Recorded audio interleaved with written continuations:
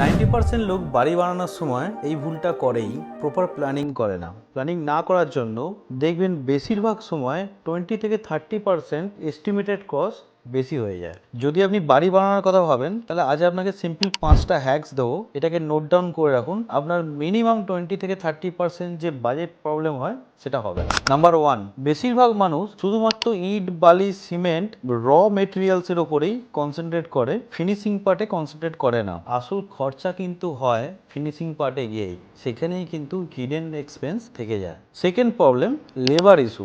অনেক সময় কি করি আমরা, যে কন্ট্রাক্টর রেট কম দেয় তাকে আমরা কাজ দিয়ে দিই। অনেক সময় কি হয় যে যখন রেট কমে কন্ট্রাক্টর কাজ ধরে, তখন সে স্কিল লেবারের জায়গায় আনস্কিল লেবার দিয়ে কাজটা করায়। বা আনস্কিল লেবার দিয়ে কাজ করলে হয় কি, ফিনিশিংয়ে প্রবলেম হয়। যখন ফিনিশিংয়ে প্রবলেম হয়, সেই প্রবলেমটাকে ঠিক করার জন্য অনেকটা টাকা এক্সট্রা খরচা হয়ে যায়। Third point, delay cost. যখন কোনো কন্ট্রাক্টরকে কাজ দেওয়া হয়, অবশ্যই চেক করে দেবেন যে কত দিনের মধ্যে কাজটা হ্যান্ড ওভার করবে।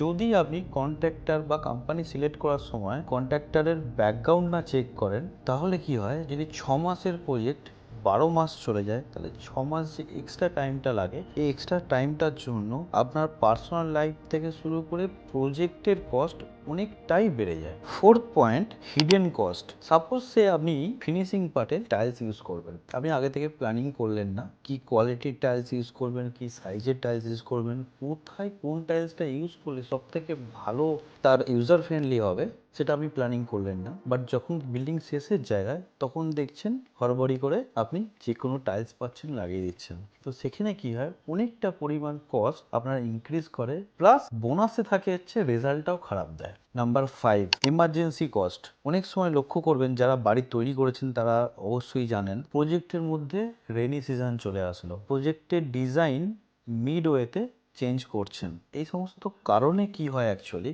প্রজেক্টের কস্ট কিন্তু হেভিলি বেড়ে যায়। সমস্যা বাজেটে না, সমস্যা হলো প্ল্যানিং। কমেন্ট করুন planning, I will share you your personal home budget.